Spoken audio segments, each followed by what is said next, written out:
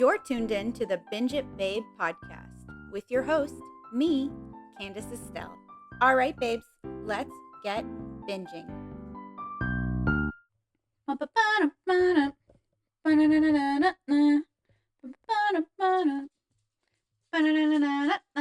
Hey, hi, hello, welcome, babes. Today, I think you could guess what we're going to be chatting about. It's October 20th. We've got our sweater, we've got our mug, we've got a very nippy outside, and we've got Ghostbusters. And now, if you are following me on the Infinite Pop publication I have, and you're reading all the articles to see what's coming up, and you're probably thinking, oh, Ghostbusters. She's going to talk about the classic from the 80s with Bill Murray. No, I'm not. No, I'm not. And I'll tell you why, my friend. Because the 80s ones, 1 and 2, are incredibly misogynistic. They are ridiculous and not very fun. Are they nostalgic? 100%. Will I still watch it? Sure. Am I going to propel it into even more popularity? Not a chance. And you know why? Because they are not good. They maybe were at some point when certain types of jokes were acceptable, but they're not anymore. And when you add in how much flack Bill Murray gets for apparently being a complete jerk, it's taken away. Do I really enjoy Rick Moranis? Yes. Do I really enjoy Dan Aykroyd? Yes. Do I really enjoy the now deceased, rest in peace, Harold Ramis? Yes. Do I love Sigourney Weaver? Yes, yes, yes, yes, yes. How do I feel about Bill Murray? No. I could not have been more disappointed to learn that he is a jerk. Aside from how disappointed I was when I found out that Chevy Chase is a racist and a jerk. And they kind of came up together, and it's a bummer. Oh my God, I am so sorry. I almost forgot Ernie Hudson. I apologize, sir. I also enjoy you. You're great. Bill Murray ruins it. And now that you look back and you hear about how he feels about people and all of that stuff, and you look back at the jokes and you think, you're not being funny, you're being mean. And I just don't enjoy that. Like I said, will I watch them sometimes for funsies, for because someone else wants to watch them? Absolutely I will. But the Ghostbusters I'm here to talk to you about today, my friends, is not even the new Ghostbusters, the ones with Carrie Coon and McKenna Grace and Finn Wolfhard and Polly Rudd. No, I'm here to talk to you about the Ghostbusters with my absolute favorite woman, or one of them, because apparently I just love everyone, Melissa McCarthy.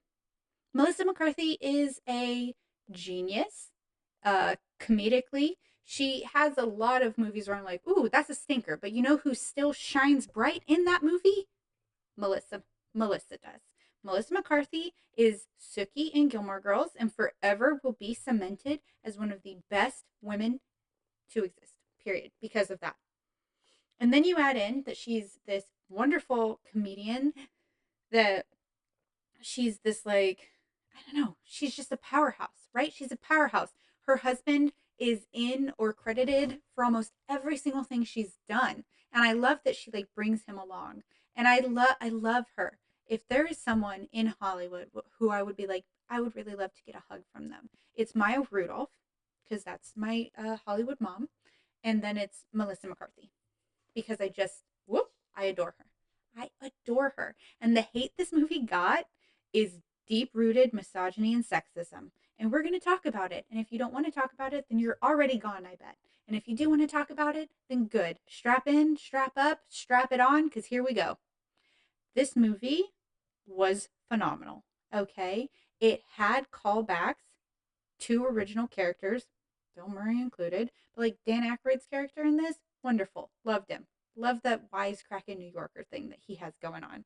You know, Ernie Hudson ends up being related to Leslie Jones's character, Patty, in some way. You know, uncle, I believe.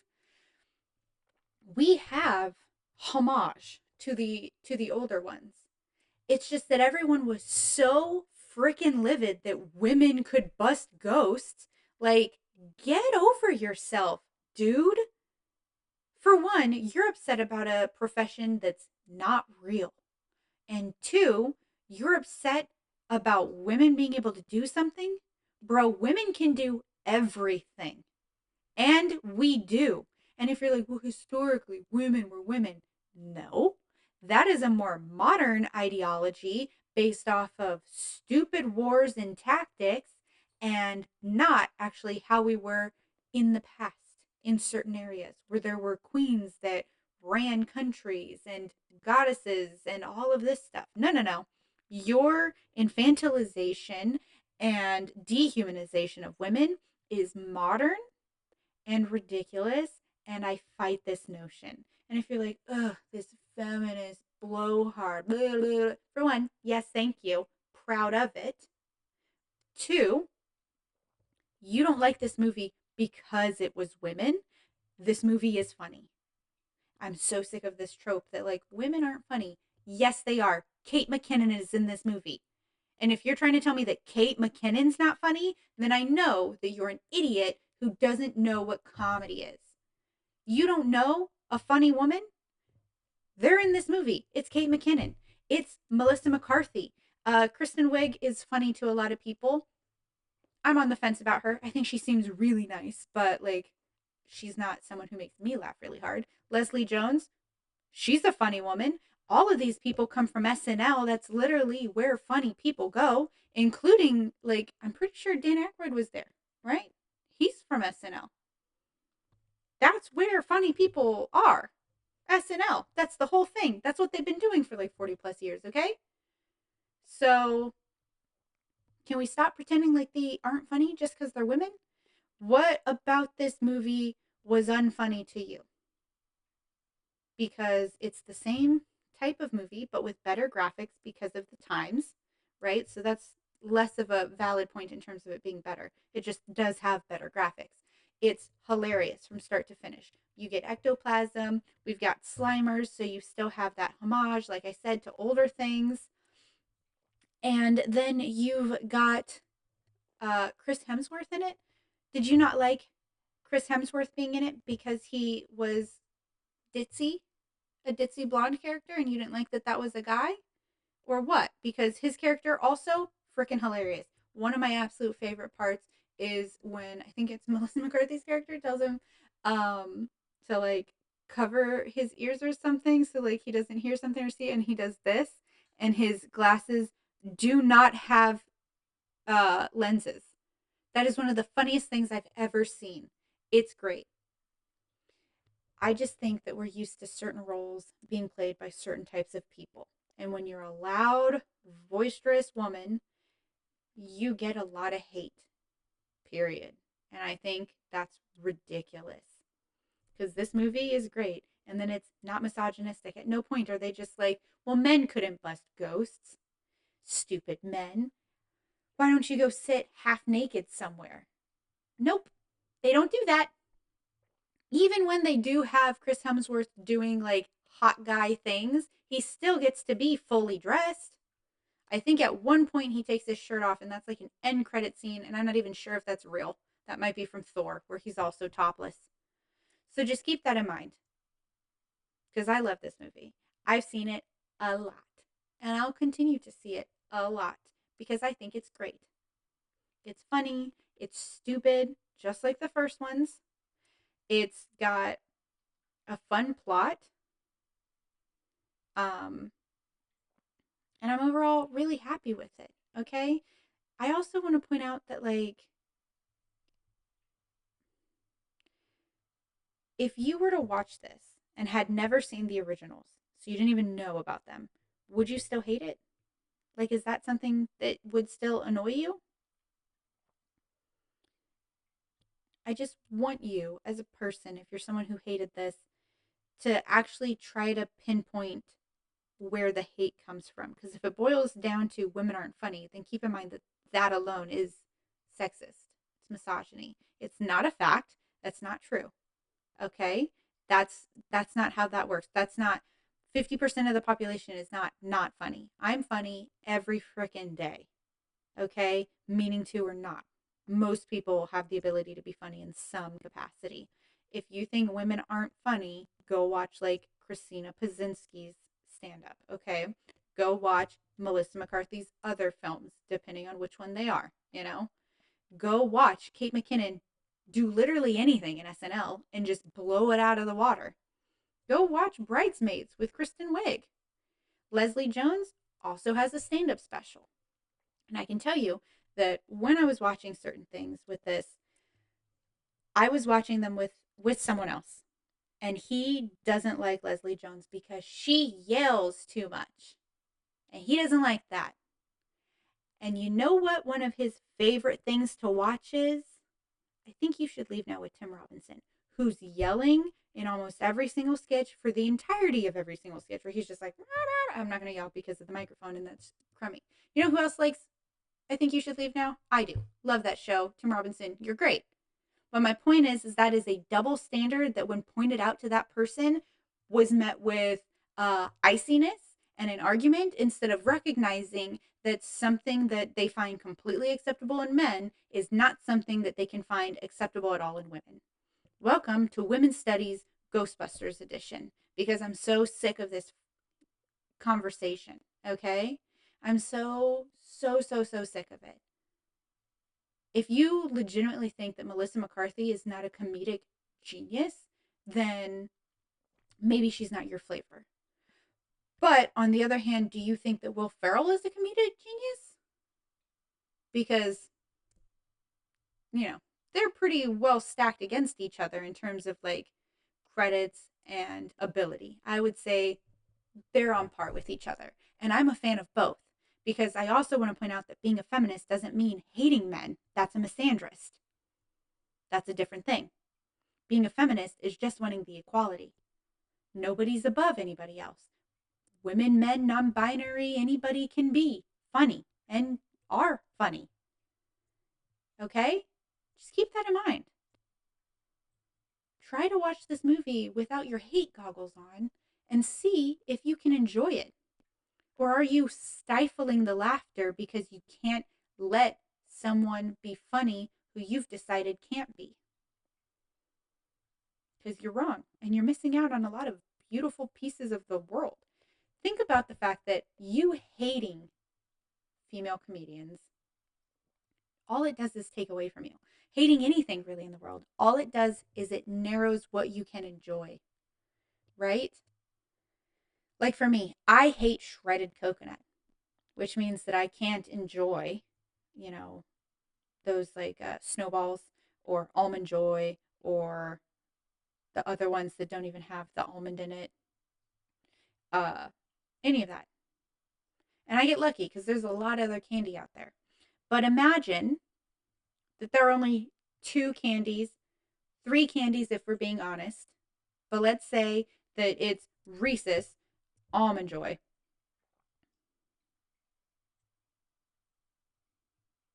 and Sour Punch straws. They kind of just float in the middle there, being like, cool, right? Um, and I've just decided I hate anything that's Almond Joy. So now I get one option, and I'm very limited, and that would suck. And this is a horrible analogy. I've done a terrible job, but also I wasn't planning on saying any of this stuff. It's just how my brain works. What's going to come out is going to come out. Just try to like women more. And especially if you're a woman. Like, the level of women who hate women is so beyond me. You recognize that that is a patriarchal ideology to keep us separate, right? To keep us from the sisterhood and the power and being together. Because men don't really have brotherhood. They do in terms of like when they're in the military and they're fighting and they have to be a team. Aside from that, men are also very separate. And women naturally want to come together. We naturally have that ability to weave together these beautiful lives of sisterhood and enjoying each other and being stronger together. Everyone could be stronger with someone else, right? That's just how that works.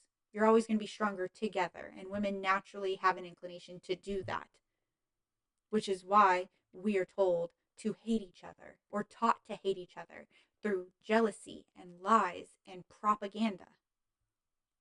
So build a woman up, be it yourself and others.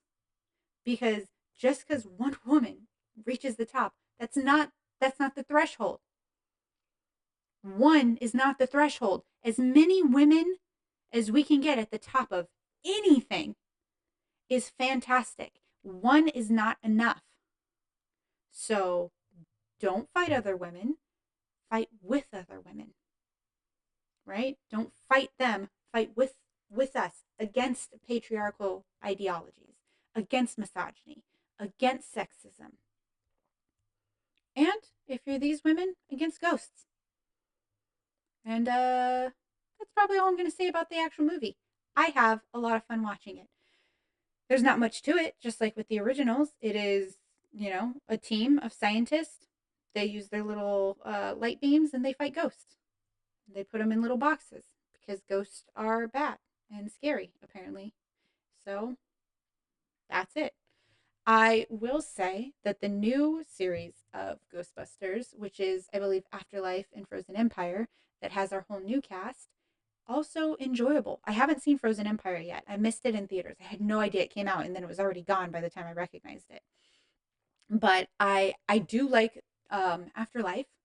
There's no reason to not like. You can like it all. I don't personally like the first two because, like I said, they feel over sexualized to me, and some of the jokes are too misogynistic or sexist to land. But I'm still fine with them. You can like it all. You don't have to pick and choose. You can like the original Ghostbusters, and you can like the Melissa McCarthy Ghostbusters, and then you can like the new ones with Carrie Coons and the children. What's interesting is I think they chose the children to be like the main people there because it's so much more apparent that you can't be mean about kids.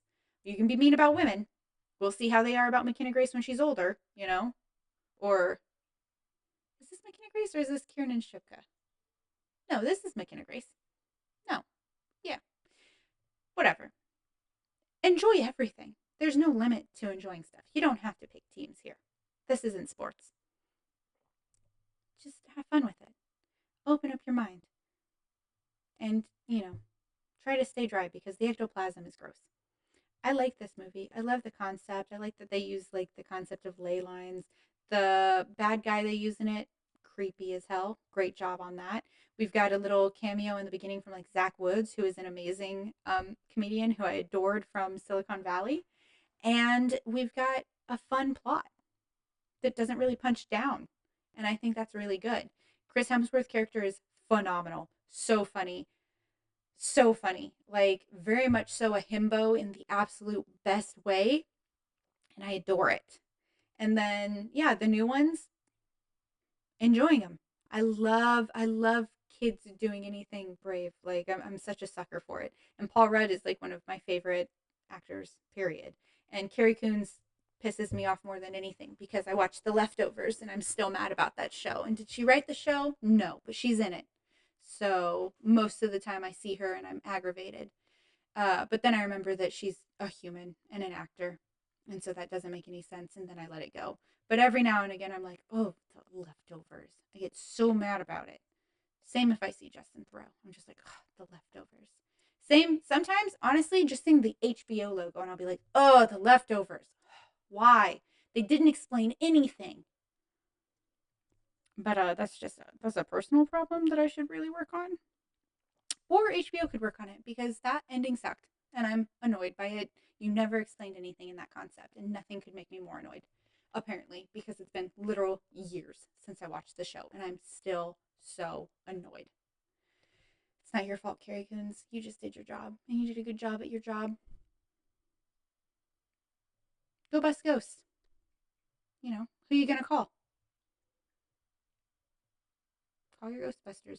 Also, just so we're clear, Afterlife made me cry because the original cast did come back, but Harold Ramis is passed, like I said, and they use like digital reanimation and holograms or whatever to bring him back to being a part of that. And I loved that. It melted my heart. I really adored it. It made me cry, and I really respect that they did that.